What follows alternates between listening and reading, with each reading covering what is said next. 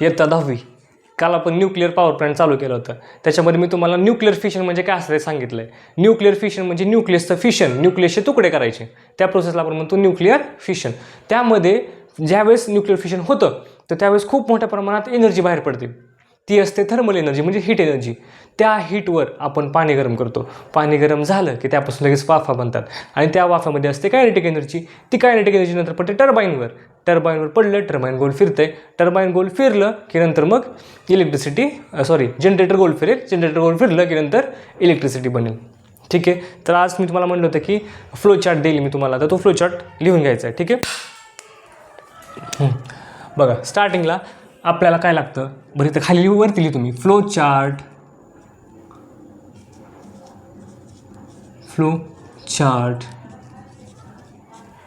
Of nuclear power plant. म्हणजे nuclear power प्लांटमध्ये कोणत्या इक्विपमेंट्स, कोणते वस्तू असतात ते बघायचं, कोणते सामान तिथं असतं किंवा कोणती मशिनरी त्या जागेवर असते ते आपल्याला बघायचं आहे. तर स्टार्टिंगला तिथं असतं सगळ्यात एक नंबरची मशिनरी जी असते, सगळ्यात मेन महत्त्वाचा भाग तो असतो न्यूक्लिअर रिॲक्टर. न्यूक्लिअर रिॲक्टर पण ते कशासाठी लागतं? For nuclear fission. म्हणजे न्यूक्लिअर फिशन होण्यासाठी आपल्याला न्यूक्लिअर रिॲक्टर लागतं. न्यूक्लिअर रिॲक्टर म्हणजे काय माहिती सांगा. बघा अशी एक टाकी असते, मोठी टाकी असते आणि त्या टाकीमध्ये नंतर ॲटम्स असणार आहेत. ॲटम्स असेल आणि त्या ॲटमचा तुकडा इथं होणार आहे, त्याचं फिशन इथं होणार आहे, ह्या टाकीमध्ये होणार आहे. तर त्या टाकीला आपण काय म्हणतो? न्यूक्लिअर रिॲक्टर किंवा त्याला आपण म्हणतो असतो भट्टी. ठीक आहे, त्याला म्हणतो असतो आपण भट्टी. चला हे समजलं. एक नंबरचं काय येतं? एक नंबरला जो भाग येतो तर तो असतो nuclear reactor for nuclear fission. आता बघा फिशन झालं, पुढचा काहीतरी भाग येणार आहे. हीट एनर्जी बाहेर पडली, ती हीट एनर्जी आता कुठेतरी जाणार आहे आणि पाणी गरम होणार आहे. बरोबर आहे का रे? म्हणजे त्या ठिकाणी आता अशी एक व्यवस्था लावायची आहे, त्या व्यवस्थामध्ये आपल्याला स्टीम प्रोड्यूस करायचं. बरोबर आहे का? मग आता असं लिहितो आपण सिस्टम फॉर जनरेटिंग स्टीम. तर स्टीम बनवण्यासाठी आपल्याला काहीतरी व्यवस्था लागणार आहे. ती व्यवस्था पुढे असेल आणि आपल्या सर्वांना त्याचं नाव पण माहिती आहे. ती व्यवस्था काय असते रे? बॉयलर असतं, बॉयलर. ठीक आहे, पण आपल्या इथं करायचं सिस्टम फॉर जनरेटिंग स्टीम, अशी व्यवस्था, जी व्यवस्था वापरून आपण स्टीम बनवणार आहोत. ठीक आहे. चला आता बघा 3 नंबरला काय येणार आहे. आता स्टीम बनली. आता ती स्टीम कुठं जाणार आहे? ती स्टीम जाणार आहे टर्बाईनकडे जाणार आहे. टर्बाईनकडे जर गेलं तर तिथं ते स्टीम त्यावर ॲक्ट होणार आहे. पण त्या टर्बाईनला आपण काय म्हणू शकतो? ती टर्बाईन कशावर चालते रे? स्टीमवर चालते. म्हणजे ह्याचा अर्थ आपल्याला जो टर्बाईन पाहिजे त्याचं नाव असेल स्टीम टर्बाईन. समजलं का रे? टर्बाईन कसलं आहे? स्टीम टर्बाईन आहे, कारण ते टर्बाईन फक्त स्टीममुळेच फिरतं, त्यामुळे त्याला आपण म्हणत असतो स्टीम टर्बाईन. ओके. आता ह्याच्यानंतर बघा स्टीम टर्बाईन नंतर कोण फिरत असतं रे? स्टीम टर्बाईन नंतर फिरत असतं जनरेटर. आणि जनरेटर गोल फिरलं की बनत असते इलेक्ट्रिसिटी. म्हणजे शेवटला काय येईल? इथं काय येईल खाली? इलेक्ट्रिसिटी. Okay, electricity. आपल्याला हे पण माहिती होतं की रे, की जर स्टीम बनली ती स्टीम टर्बाईनवर जाणार आहे आणि टर्बाईनवर गेली की नंतर त्या स्टीमचं नंतर पाणी बनवायचं आपल्याला. बरोबर आहे का? म्हणजे इथं काहीतरी अशी व्यवस्था असली पाहिजे ज्या व्यवस्थेमध्ये स्टीमपासून आपल्याला पाणी बनवायचं आहे, अशी काहीतरी व्यवस्था लावायची. आपण ती व्यवस्था लावूयात. बघा मी काय करतो,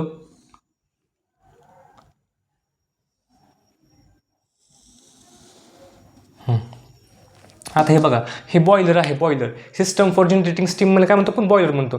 तर हे जे पाणी झाले, स्टीमचं जे पाणी झाले, ते पाणी डबल कुठं जाणार आहे? बॉयलरमध्ये जाणार आहे. म्हणजे तेच तिथलं स्टीममधलं पाणी आता डबल इकडे जाणार आहे. समजते का? त्यामुळे आपण त्याला दोघांना कनेक्ट केलं आहे. हे बघा हा बाण लावला इथं. तर तो बाण काय आहे? इथं खाली लिहितो मी थोडं. System for conversion of steam into water. खूप सोपं होतं बघा, खूप सोपं होतं. अशी सिस्टम लावायची आपल्याला, अशी व्यवस्था लावायची जेणेकरून ती स्टीम पाण्यामध्ये बदलेल. ठीक आहे. आता ते पाणी बदललं, ते स्टीम पाण्यामध्ये बदललं आणि ते पाणी आता डबल कुठं जाणार आहे, बॉयलरमध्ये जाणार आहे, म्हणजे सिस्टम फॉर जनरेटिंग स्टीममध्ये जाणार आहे. पुन्हा एकदा रिपीट करतो बघा. सगळ्यात पहिली जी आपल्याला वस्तू लागते ती असते न्यूक्लिअर रिॲक्टर. न्यूक्लिअर रिॲक्टर कशासाठी लागते? For nuclear fission. ह्याच्यामध्ये बघा तुम्हाला उत्तर पण भेटेल. For what purpose nuclear reactor is use. तर त्यावेळेस आन्सर काय असेल? For nuclear fission. For nuclear fission. For nuclear fission. For nuclear fission. आता न्यूक्लियसचं फिशन झालं, ती हीट आली बघा, हीट. त्या हीटपासून आता पाणी गरम होणार आहे. जर पाणी गरम व्हायचं असेल त्यासाठी आपल्याला कुठली तरी व्यवस्था लागेल किंवा प्रणाली लागेल. तर त्या ठिकाणी सिस्टम फॉर जनरेटिंग स्टीम असेल, म्हणजेच बॉयलर. कंसात तुम्ही लिहून घ्या येतं बॉयलर बघा. म्हणजे ते काय असणार आहे?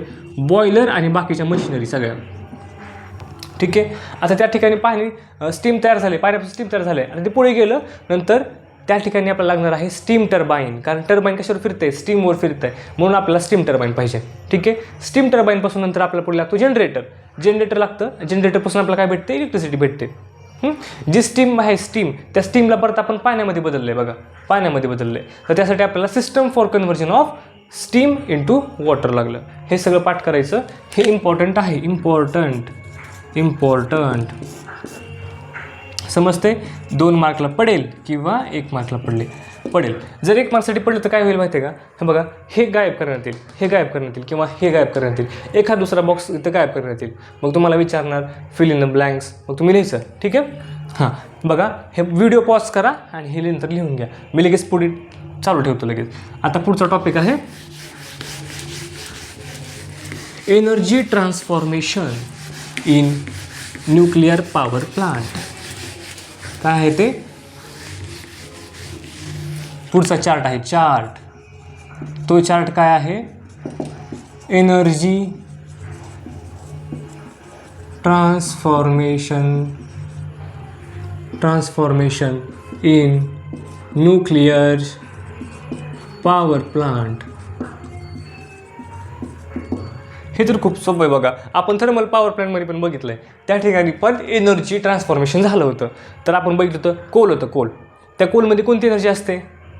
त्या एनर्जी तिथं कुठे एनर्जी असते? तर असते केमिकल एनर्जी. कोलमध्ये असते केमिकल एनर्जी. ती केमिकल एनर्जी नंतर थर्मल एनर्जीमध्ये बदलते. थर्मल एनर्जी नंतर बदलेल कायनेटिक एनर्जी इन स्टीम.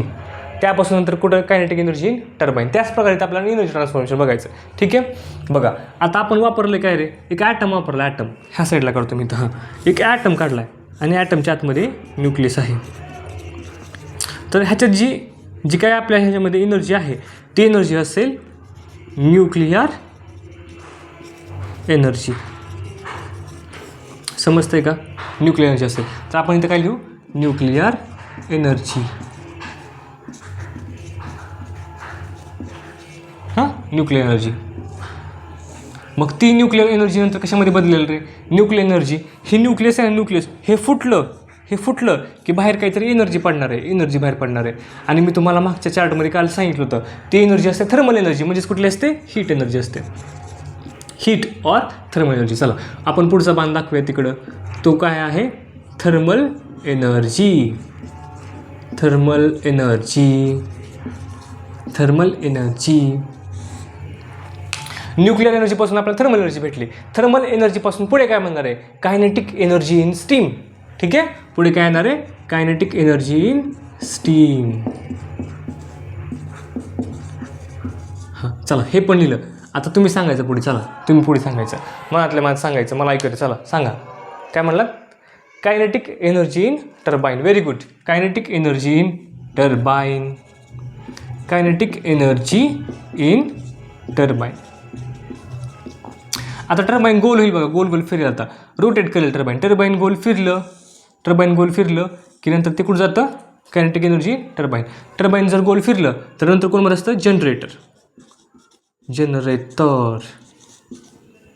ड्राईव्ज म्हणजे काय रे? मी कार ड्राईव्ह करत आहे म्हणजेच काय? जनरेटर. बघा हेच काय? जनरेटर ड्राईव्स म्हणजे जनरेटर चालू होईल. जनरेटर चालू झालं की नंतर काय बनत असते? इलेक्ट्रिसिटी. किती सोपं आहे रे? किती सोपं आहे? खूप खूप सोपं आहे, खूप खूप सोपं आहे. चला एकदा रिपीट करतो डबल. हां, ही न्यूक्लिअर एनर्जी आहे ती असते ॲटममध्ये. न्यूक्लिअर एनर्जी ती ॲटममध्ये असते. तर तो ॲटम फुटला, तो ॲटम तुटला की नंतर काय बनणार आहे? Thermal energy. ती हीट एनर्जी असते. त्या हीट एनर्जीपासून नंतर पाणी गरम होईल. पाणी गरम झालं की त्यापासून स्टीम बनेल. तर ती नंतर पुढे येणार आहे कायनेटिक एनर्जी इन स्टीम. स्टीममध्ये कायनेटिक एनर्जी येईल. नंतर ती कायनेटिक एनर्जी कोणाला गोल गोल फिरवेल? ती गोल गोल फिरवेल टर्बाईनला. मग टर्बाईनमध्ये लगेच कायनेटिक एनर्जी आली. टर्बाईनमध्ये कायनेटिक एनर्जी आली की नंतर लगेच पुढे जनरेटर गोल गोल फिरायला लागलं. जनरेटर चालू झालं. जनरेटर चालू झालं की आपल्या शेवटला काय भेटणार आहे? इलेक्ट्रिसिटी. खूप सोपं होतं. आणि हा पण क्वेश्चन आहे इम्पॉर्टंट. 2 or 1 mark. ठीक आहे, समजतंय. परत एकदा जर मी रिपीट आता करणार नाही. तुम्हाला जर बघू वाटलं तर फक्त बॅक घ्या, रिव्हर्स घेऊन लगेच बघा. ठीक आहे, आता हे लिहून घ्या, पॉज करा, लिहून घ्या किंवा स्क्रीनशॉट घ्यायचे. ह्याचे स्क्रीनशॉट घ्यायचे आणि नंतर व्हिडिओ संपला की लगेच सगळं लिहून काढायचं. आणि लिहून काढलं की लगेच व्हॉट्सअप ग्रुपवर टाकून द्यायचं. समजतंय? आता आपल्याला बघायचं आहे जे काही न्यूक्लिअर फिशन होतं, न्यूक्लिअर फिशन, तर ते होतं कसं काय? नेमकं होतं कसं काय? तर पुढचा टॉपिक आहे आपला न्यूक्लिअर फिशन.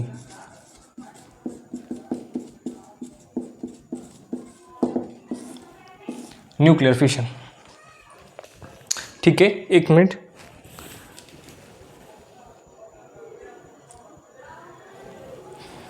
चला, व्हिडिओ रेकॉर्डिंग चालू आहे. ओके, हां, हे आहे न्यूक्लिअर फिशन. मग हे होतं कसं काय? न्यूक्लिअर फिशन होत कसं काय असतं त्यापर मी तुम्हाला सांगतो. असे ॲटम जे आपण न्यूक्लिअर फिशनमध्ये वापरतो तर ते कुठले कुठले ॲटम असतात रे? प्लुटोनियम एक असतो आणि दुसरा एक असतो युरॅनियम. ठीक आहे, जर युरॅनियमचा जो आपण आयसोटोप वापरतो, आयसोटोप तुम्हाला डेफिनेशन माहिती आहे, चालतंय? हां, युरॅनियम वापरतो. युरॅनियमचा एक आपण आयसोटोप वापरतो. युरॅनियम 235. युरॅनियम 235. आता हे 235 आहे काय? 235 घराचा क्रमांक काय आहे नेमकं? ते 235 असतं. 235 असतं त्याचं ॲटोमिक मास. ॲटोमिक मास किती आहे? 235. आणि ह्याचा ॲटोमिक नंबर काय आहे? ॲटोमिक नंबर मी तुम्हाला सांगतो. चला, ॲटोमिक नंबर फक्त हे लक्षात ठेवायचं. ॲटोमिक नंबर असतो ह्याचा 92. ॲटोमिक नंबर 92 आहे. ॲटोमिक नंबर जर 92 असेल तर प्रोटॉन्स किती असतील? प्रोटॉन्स. स्वतःच्या मनाला प्रश्न विचारा, प्रोटॉन्स म्हणजे काय असतं? प्रोटॉन्स न्यूक्लियसमध्ये असतात आणि त्याची संख्या असते 92. जेवढे प्रोटॉन्स असतात तेवढाच ॲटोमिक नंबर असतो आणि जेवढे प्रोटॉन्स असतात तेवढेच इलेक्ट्रॉन्स असतात. बरोबर आहे का रे? चला, म्हणजे इलेक्ट्रॉन्स किती असतील तुम्ही गेस करा. चला, प्रोटॉन्स जेवढे असतील तेवढे इलेक्ट्रॉन्स आहेत. म्हणजे बघा, हे वर जे आहे वर ते एकदम खाली असेल म्हणजे ते किती झालं? 92.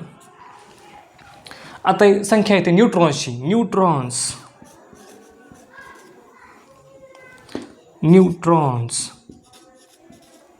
न्यूट्रॉनची संख्या किती असते? आता हे तुम्हाला पाठ करावं लागेल. न्यूट्रॉनची संख्या असते 143. 143. ठीक आहे, काय आहे ते? 143. Okay, neutrons. ओके, हे सगळं पाठ करायचं. हे सगळं पाठ करून ठेवायचं म्हणजे आपल्याला समजेल की फिशन कसं होणार आहे. कारण आपल्याला फिशन करायचं आहे ते कोणाचं करायचं आहे? युरेनियमचं करायचं आहे. युरेनियम 235चं न्यूक्लिअर फिशन करायचं आहे. ठीक आहे, आता हे मी पुसतो, तुम्ही ह्याला व्यवस्थित लक्षात ठेवा.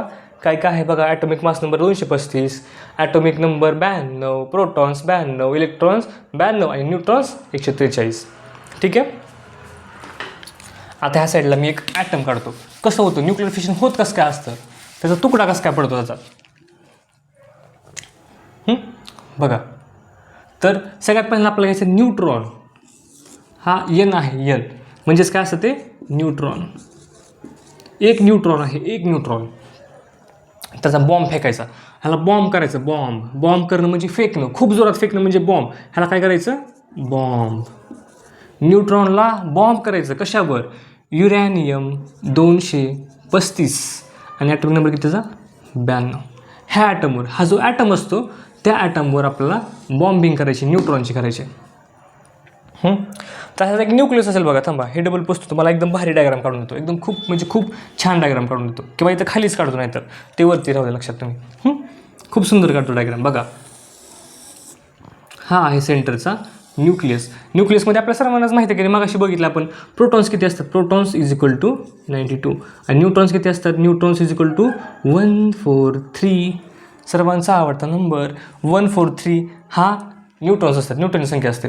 जर काय होईल बघा बरं, ह्याच्या अंगावर जर न्यूट्रॉन फेकून मारला असा, एकच न्यूट्रॉन आहे ठीक आहे, तर फेकून मारला, हा ॲटम आहे, हा आहे युरॅनियम 235. युरॅनियम 235 आहे. ॲटममध्ये न्यूट्रॉन कुठं राहील रे, कुठं राहत असतो तो, न्यूक्लियसमध्ये राहत असतो. जर त्याच्यावर मी न्यूट्रॉन बॉम्ब केला तर तो इथं येईल बघा, इथं येईल. म्हणजे इथं +1 होईल, अजून न्यूट्रॉन्स +1 झालं. न्यूट्रॉन +1 झालं की तुम्हाला माहिती आहे त्याला एक जागेलेच युरॅनियमचा जो ॲटॉमिक मास नंबर आहे तो वाढेल. 235 होतं, एक न्यूट्रॉन त्यामध्ये आला 236 होईल. बरोबर आहे का रे. म्हणजे नंतर हा जो युरॅनियम आहे, युरॅनियम तो बदलेल युरॅनियम 236 मध्ये. ॲटॉमिक नंबर 92च राहील, पण जो ॲटॉमिक मास नंबर होता तो झाला 236. आणि हा असतो एक्स्ट्रीमली अनस्टेबल, एक्स्ट्रीमली सॉरी म्हणतो बघा आपण, एक्स्ट्रीमली सॉरी म्हणजे खूप सॉरी, म्हणजे काय, खूप सॉरी, एक्स्ट्रीमली अनस्टेबल. अनस्टेबल म्हणजे काय माहिती का, अनस्टेबल, स्टेबलचा अर्थ काय असतो स्थिर, आणि अनस्टेबल म्हणजे अस्थिर. तो खूप जास्त अस्थिर होईल. का बरं, कारण आपल्या सर्वांनाच माहिती आहे कुठल्याही ॲटममध्ये प्रोटॉन्स आणि न्यूट्रॉन्स असतात. जर न्यूट्रॉनची संख्या बदलली तर तो लगेच अस्थिर व्हायला लागेल, त्याच्यामुळं हा अस्थिर होईल. का अस्थिर होतो तुम्हाला समजलं का रे. अस्थिर कशामुळे होईल, कारण ह्याच्यामध्ये एक न्यूट्रॉन येऊन बसला आहे, ॲब्झॉर्ब झाला, ॲब्झॉर्ब बघा इथं लिहितो मी, ॲब्झॉर्ब. तो न्यूट्रॉन बॉम्ब केला की ॲब्झॉर्ब झाला आहे, कुठं न्यूक्लियसमध्ये ॲब्झॉर्ब झाला आहे. न्यूक्लियसमध्ये ॲब्झॉर्ब झालं की त्याचं लगेच ॲटॉमिक मास नंबर वाढेल, 235 होतं 236 झालं.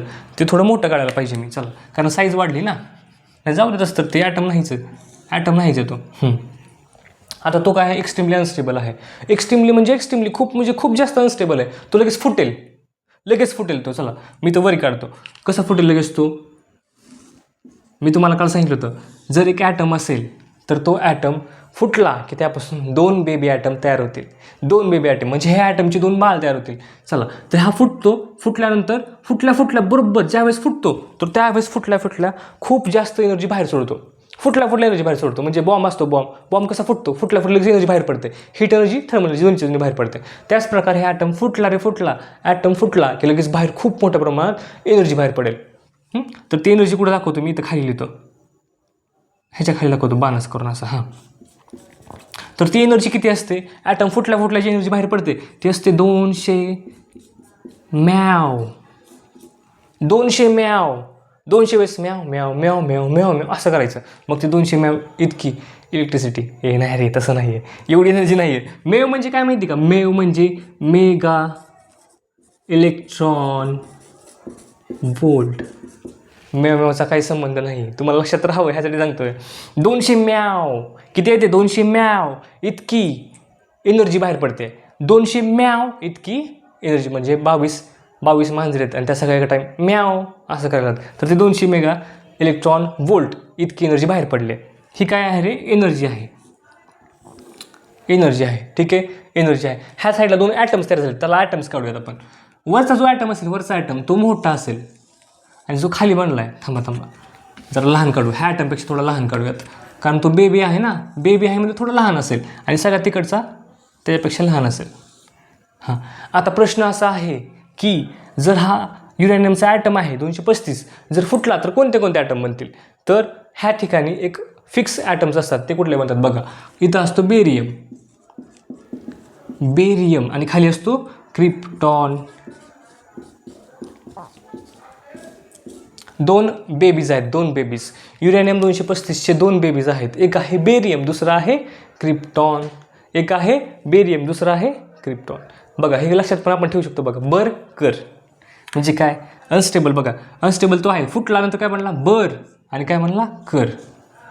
युरॅनियम 235चे 2 बेबीज आहेत. कोण आहे, बर आणि कर. बरवरून काय बेरियम, करवरून काय क्रिप्टॉन. बर आणि कर हे 2 कोण आहेत, त्याचे बेबीज आहेत. हे 2 ॲटम्स बनणार आहेत.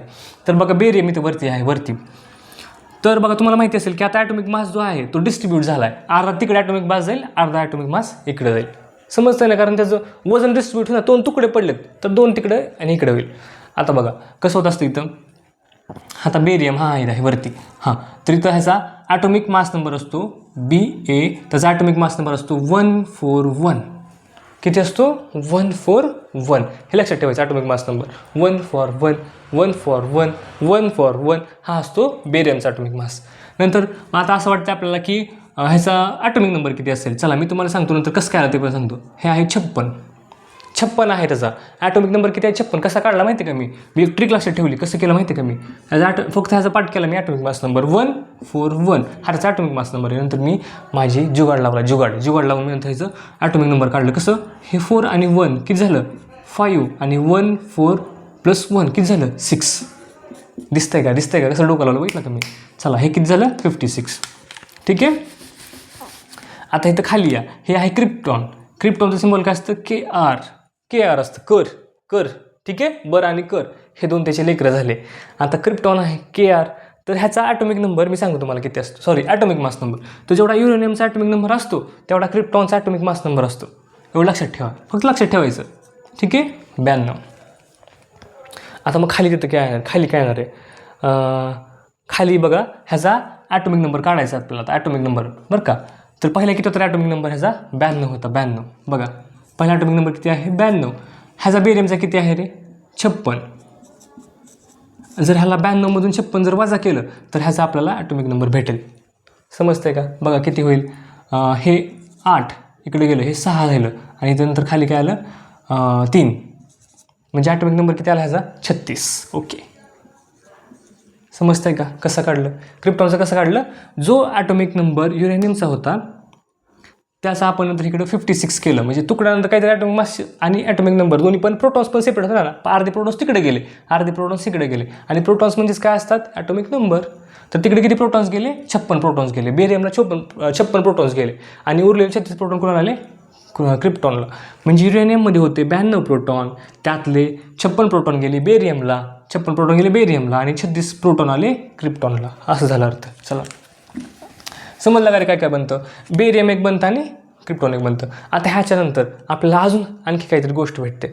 बघा हा न्यूट्रॉन आला ना, हा न्यूट्रॉन इथं आला, फुटल्यानंतर तो सेपरेट येईल ना, सेपरेट येईल. चला मी दाखवतो. हां, तर तो एक न्यूट्रॉन इकडे बाहेर आला. न्यूट्रॉन इकडला न्यूट्रॉन असा बॉम्ब झाला, इथं ॲटममध्ये येऊन बसला आणि ॲटम फुटला की लगेच तो सेपरेट झाला न्यूट्रॉन. चला आता बघा, जर आपण न्यूट्रॉनचं सम केलं ते वरती बघा. न्यूट्रॉन्स 141 सॉरी ॲटॉमिक मास, त्याचा ॲटॉमिक मास 141 आहे. जर आपण न्यूट्रॉन्स जर बघितलं, न्यूट्रॉन्स जर आपण प्लस केले, सगळे न्यूट्रॉन्स प्लस केले तर आपल्याला 3 न्यूट्रॉन्स कमी पडतात. तर एक न्यूट्रॉन कुठला आहे? हा न्यूट्रॉन इथला 236 पैकी एक न्यूट्रॉन इथला, आणि 2 न्यूट्रॉन्स बाहेरचे असतात. 2 न्यूट्रॉन्स काय करतो? युरेनियम बाहेर सोडतो, स्वतःचे 2 न्यूट्रॉन्स बाहेर सोडतो. म्हणजे आता न्यूट्रॉन्स किती झाले? 3 न्यूट्रॉन्स झाले. म्हणजे जर युरेनियम 235 फुटला, तर आपल्याला काय काय भेटतं बघा. पहिल्यांदा भेटेल एनर्जी, ती असते 200 म्याव. किती असते? 200 म्याव. नंतर 2 ॲटम्स भेटतील, बेरियम बर आणि कर असे 2 ॲटम्स भेटतील. आणि नंतर काय भेटेल? 3 न्यूट्रॉन्स भेटतील. Neutron number 1, neutron number 2, neutron number 3. समजते काय काय बनेल? फ्युजन झालं. कसं काय फ्युजन झालं? ते फ्युजन कोणामुळे झालं रे? हा न्यूट्रॉनमुळे झालं. जो बाहेरचा न्यूट्रॉन होता तो आपण फेकला, असा फेकला युरेनियमवर, पडला की तो ॲब्झॉर्ब झाला, न्यूक्लियसमध्ये जाऊन ॲब्झॉर्ब झाला. न्यूक्लियसमध्ये ॲब्झॉर्ब झाला की 143 होते, 143 होते, 144 झाले. 144 झाले की नंतर तो अनस्टेबल झाला. मला सहन होत नाही रे, तुझं वजन मला झेपत नाही, ह्या युरेनियम 235ला वजन झेपत नाही. तो म्हणतो की आता मला तुला बाहेर काढावं लागेल. बरं तू बाहेर निघाला पण केलास, मला फुटावं लागेल. समजतंय का? बाहेर निघत नव्हता, मग तो फुटला आणि तो फुटल्या लगेच एनर्जी बाहेर, सगळ्यात फुटल्या बॉम्ब फुटला बाहेर. काय पडतं? पण एनर्जी पडते, हीट एनर्जी बाहेर पडते. तर ही हीट एनर्जी आहे 200 म्याव हीट एनर्जी. आणि बॉम्ब फुटल्यामुळे ते छिलके पडतात बघा, तुकडे होतात बॉम्बचे. त्याच प्रकारे युरेनियमचे 2 तुकडे झाले. एक आहे बेरियम, दुसरा आहे क्रिप्टॉन. आता प्रश्न असा आहे की त्या साईडला ही न्यूट्रॉन्स जन्मतात, न्यूट्रॉन. आणि बघा ज्यावेळेस आपण न्यूक्लिअर रिॲक्टर घेतो त्यामध्ये एक ॲटम असतो, होय. मग अशी डायग्राम भरपूर ॲटम्स असतात, तिथे एलिमेंटचे तुकडे असतात सगळे त्याचे. तर त्या ठिकाणी भरपूर ॲटम्स असतात असे युरेनियमचे. म्हणजे आता तुम्हाला समजत असेल तर काय होणार आहे? ही थिनगी एन म्हणजे काय? थिनगी. युरेनियम 235 आपण थिनगी टाकली, न्यूट्रॉनची थिनगी टाकली, इकडं 3 थिनग्या बनल्यात. आता काय होणार आहे? ह्या 3 थिनग्या 3 युरेनियम 235च्या ॲटमवर पडणार आहेत. समजतंय का? न्यूट्रॉन म्हणजे काय? न्यूट्रॉन म्हणजे काय? थिनगी. खूपच घातक आहे. न्यूट्रॉन थिनगी आहे. कुठल्या ॲटमवर पडली की फुटत जाईल. म्हणजे आता हे जे पुढचे न्यूट्रॉन्स आहेत, हे न्यूट्रॉन्स ते आता नवीन ॲटमवर अटॅक करतील न्यूट्रॉन. ठीक आहे. आता बघा ह्या साईडला मी काय करतो? बाण दाखवतो. आणि हा 235 होता, युरेनियम 235, तो ॲटम इथं काढतो, युरेनियम 235. आता हा न्यूट्रॉन पण काय करणार आहे, पुढच्या काय ॲटमवर अटॅक करणार, युरेनियम 235. आणि हा पण कुठं करेल, युरेनियम 235. समजतंय का? तर ह्या जागेवर मी असं गोल काढतो, गोल, युरेनियम 235, युरेनियम 235, आणि हे पण युरेनियम 235. ते पलीकडे 3 ॲटम आहेत बघा. आता त्या 3 ॲटम फुटतील ना, त्यावर ठिणगी पडले म्हणजे ते फुटतील. आणि पलीकडला ॲटम बघा, हा ॲटम फुटला की आता काय झालं, तो ॲटम फुटला की 200 मेगा इलेक्ट्रॉन इतकी एनर्जी बाहेर पडेल. त्यानंतर एक बेरियम बनेल, एक क्रिप्टॉन बनेल. त्यानंतर काय बाहेर पडतील, 3 न्यूट्रॉन बनतील. प्रत्येकाच्या केसमध्ये ह्याच्यामध्ये पण तेच होईल, ह्याच्यामध्ये पण तेच होईल, आणि ह्याच्यामध्ये पण तेच होईल. पलीकडे जागा कमी आहे, कमी. समजते का? म्हणून मी ती पलीकडे दाखवत नाही आहे. तरी पण त्यासाठी मी हे पुसतो. स्क्रीनशॉट काढून घ्या. आपण डबल एकदा पूर्ण डायग्राम बघूयात. चला मी नीट सांगतो तुम्हाला. हे बघा, हे असतात द्या, न्यूट्रॉन म्हणजे काय आहे, थिनगी. तो त्याला फोडतोय. युरेनियम 235 खूप गरीब होता, खूप छान होता. त्याला फोडायचं काम कोणी केलेलं आहे, ह्या थिनगीने केलं, न्यूट्रॉनने केलेलं. न्यूट्रॉन पलीकडे 3 थिनग्या तयार झाल्यात. 3 थिनग्या तयार झाल्यात, ह्याचा अर्थ आता 3 ॲटम्स फुटणार आहेत. 3 ॲटम्स फुटले की काहीतरी एनर्जी बाहेर पडेल. मला सांगा बरं, समजा एक बॉम्ब आहे, हा एक बॉम्ब आहे. युरेनियम म्हणजे काय आहे, एक बॉम्ब आहे. आता बघा, समजा एक बॉम्बचा ढीग आहे. त्या बॉम्बच्या ढिगावर मी फक्त एकच थिनगी टाकली, एक बॉम्ब फुटेल. एक बॉम्ब फुटला की हळूहळू सगळे बॉम्ब फुटायला लागतील आणि मोठा असा स्फोट होईल बघा. होईल का नाही? अरे होईल का नाही? त्याच प्रकारे युरेनियम हा एक ॲटम आहे. त्याच्यावर जर आपण न्यूट्रॉनची थिनगी टाकली की त्या साईडला जेवढे ॲटम्स असतील युरेनियमचे, ते सगळे हळूहळू फुटत जातील. आणि फुटले की एनर्जी तयार होईल, फुटले की एनर्जी. अशा प्रकारे ह्या जागेवर एवढी मोठी एनर्जी तयार होते आणि मोठ्याच्या मोठा बॉम्बस्फोट होतो. म्हणजे मोठे बॉम्बस्फोट जे होत असतात का, त्याच्यामध्ये असे ॲटम्स असतात.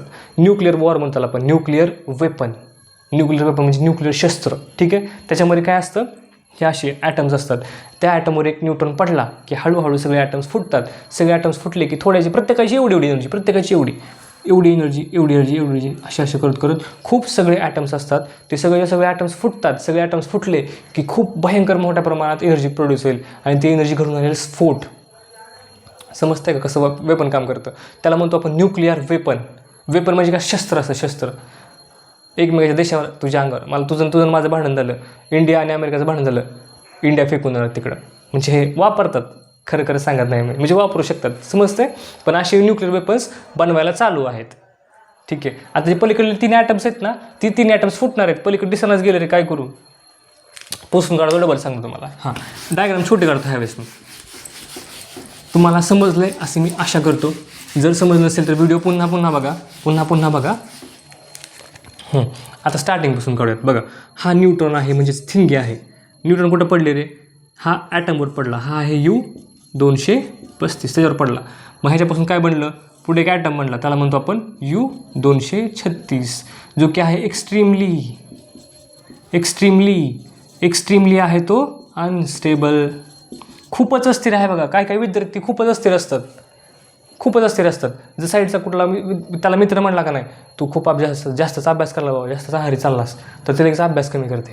म्हणजे अनस्टेबल झाला, अस्थिर झाला, अभ्यासापासून अनस्टेबल झाला. बघा, हे युरेनियम 235 आहे. ह्याच्यापासून काय बनणार आहे? इथं बाण लांब दाखवतो, म्हणजे आपल्याला पुढे लगेच डायग्राम मोठी करता येईल. इथं बनेल बेरियम. इथं खाली बनेल काय? क्रिप्टॉन बनेल. आणि बघा, एनर्जी पण रिलीज झाली होती. ती एनर्जी मी इथं बरी दाखवतो. 200 म्याव हे कॅपिटल काढायचं. 200 म्याव एवढी एनर्जी तयार झाली. आणि आता काय म्हणलं तरी 3 न्यूट्रॉन म्हणले होते. 1 थिनगी, 2 थिनगी, तिसरी थिनगी, ह्या 3 थिनग्या तयार झाल्यात. त्या 3 थिनग्या आता नवीन ॲटमवर पडणार आहेत. बघा, हे कुठं पडलं? U-235. हे पण काय झालं? U-235. आणि हे पण कुठं पडलं? Atom gold. ह्याचं लगेच U-235. सेम ही जिकडली कहाणी बघा. पण आता मी हे U-236 काढणार आहे. डायरेक्ट तिकडे फोडतो लगेच मी. हा ॲटम फुटला इकडं काय बनला इथं? बेरियम. नंतर काय बनलं इकडं? क्रिप्टॉन. बनेल. आणि एनर्जी पण बघा, एनर्जी बनेल. तिसऱ्या नंबरला काय बनेल? एनर्जी 200 म्याव. आता ह्या ॲटमकडे, ह्या ॲटमचं पण तसंच होईल बघा. 3 मान दाखवायचे. एक आहे बर, दुसरा आहे क्रिप्टॉन, आणि तिसरं काय आहे? 200 म्याव इतकी एनर्जी. ह्या साईडला चला बरं, ह्या साईडला पण काय येईल तर बेरियम, बर झाला, दुसरा झाला कर, आणि तिसरं काय येईल तर 200 म्याव. काय आलं आहे 200 म्याव.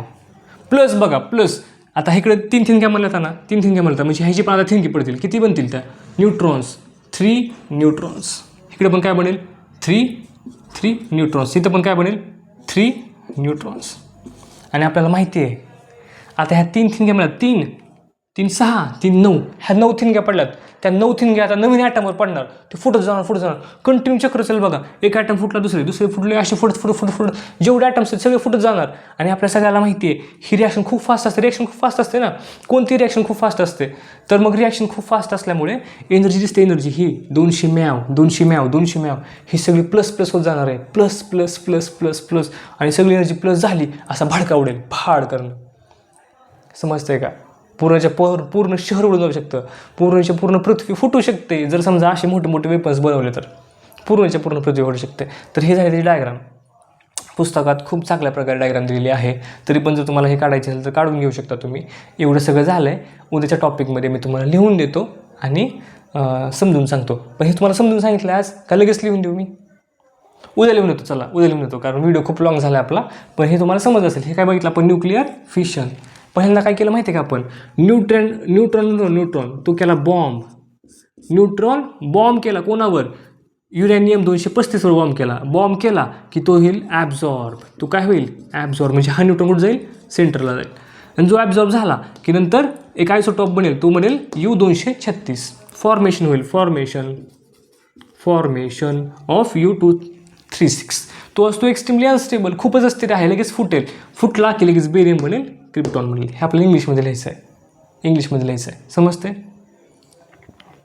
चला, मला असं वाटतं की तुम्हाला लिहूनच द्यावं. चला लिहूनच देतो.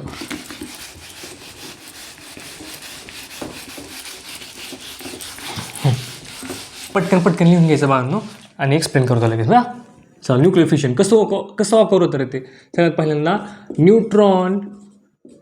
न्यूट्रॉन इज बॉम्बर्ड म्हणजे बॉम्ब करणं म्हणजे जोरात फेकणं. Neutron is bombard on uranium 235 atom. 235 ॲटमवर आपल्याला तो बॉम्ब करायचा आहे. बॉम्ब झाला. It ॲब्झॉर्ब्स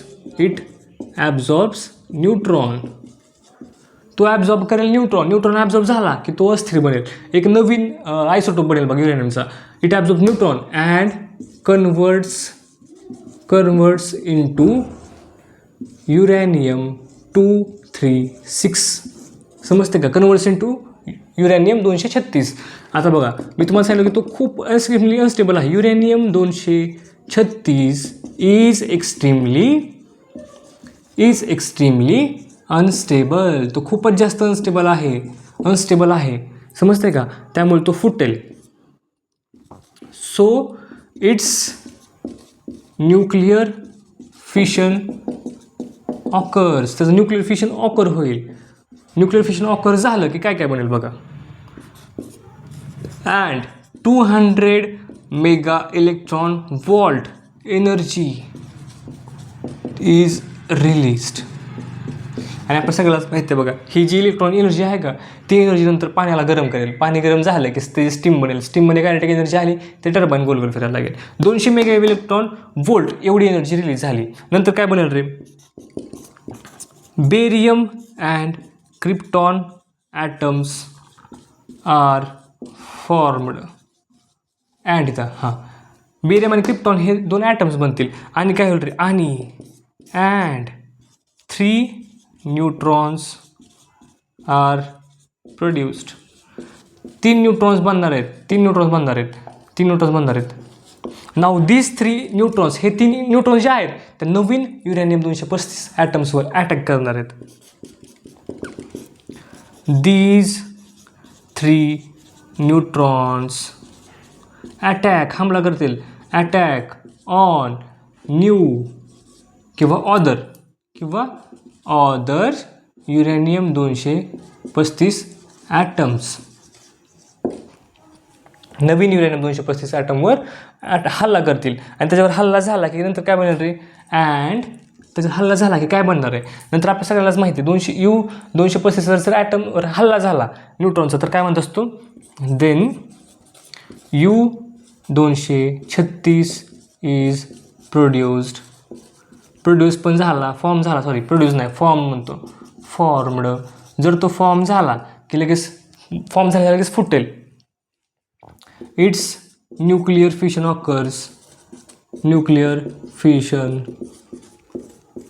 occurs and barium and krypton atoms are produced and 3 neutrons are produced. पुढचं सगळ्याला माहिती आहे की ही प्रोसेस कंटिन्यू आहे दिस प्रोसेस कंटिन्यूज हे बघा हे लिहा सगळं स्क्रीनशॉट करा मी पुढचा पॉईंट लगेच रफ करून लिहितो पुढचा पॉईंट दिस प्रोसेस कंटिन्यू ही प्रोसेस कंटिन्यू होत जाईल दिस प्रोसेस कंटिन्यूज ही प्रोसेस कंटिन्यू होत जाणार आहे कंटिन्यू नवीन ॲटम्सवर ते हल्ला करत जातील थिनगी म्हणजे कोण न्यूट्रॉन ती थिनगी सगळीकडे पडेल बघा this process continues and other U-235 atoms get converted into barium and krypton releasing energy and 3 neutrons. तर हे बघा चेन होती चेन बघा इथे एक बॉम्ब होता त्या बॉम्बने दुसरे 3 ॲटम्स फोडले त्यातून नंतर 9 न्यूट्रॉन्स बाहेर पडले दुसरं पडले हे एक चेन आहे चेन बघा आपण लावत नाही का ते दिवाळीमध्ये लावतो बघा एक लक्ष्मी तोट्याची एक माळ असते बघा माळ असते अशी माळ असते अशी तर कसं होतं हा बॉम्ब फुटला की लगेच पुढचा अशी पूर्ण लाईन पेटत जाते त्याच प्रकारे जर एक ॲटम जरी फुटला युरेनियमचा तर सगळे ॲटम्स हळूहळू फुटायला लागते पण हे कसं आहे माहिती आहे कसं फुटायला माहिती का हे हळूहळू फुटायला लागले एक बॉम्ब एक सुती हे फुटले खूप हळूहळू फुटत चाललंय पण हा युरेनियम खूप खतरनाक आहे युरेनियम 235 हे ॲट अ टाइम ब्लास्ट होतो सगळे ॲटम्स एवढी फास्ट स्पीड असते आपण म्हणत नाहीत का ते rate of reaction he rate of reaction खूप फास्ट असते ॲट अ टाइम असं थिंगी पडली की सगळे ॲटम्स फटकन फुटतील खूप मोठ्या प्रमाणात बॉम्ब होईल स्फोट झाला की नंतर एनर्जी तयार होईल पण आपण काय करतो ह्याला फॅक्टरीमध्ये करायचं ना जर आपण समजा हे न्यूक्लिअर पॉवर प्लॅन्टमध्ये केलं आहे तर सगळा न्यूक्लिअर पॉवर प्लॅन्ट फुटून जाईल ना सगळं उडून जाईल धाम कर सगळं फुटून जाईल असं होईच नाही म्हणजे आपल्याला कंट्रोल करायचं this is called chain reaction ह्याला आपण म्हणतो चेन रिॲक्शन काय म्हणतो बरं कारण हे साखळीसारखं एक फुटलं दुसरं फुटायला लागलं दुसरं फुटलं तिसरं फुटायला लागलं समजतंय का this is called chain reaction in nuclear power plant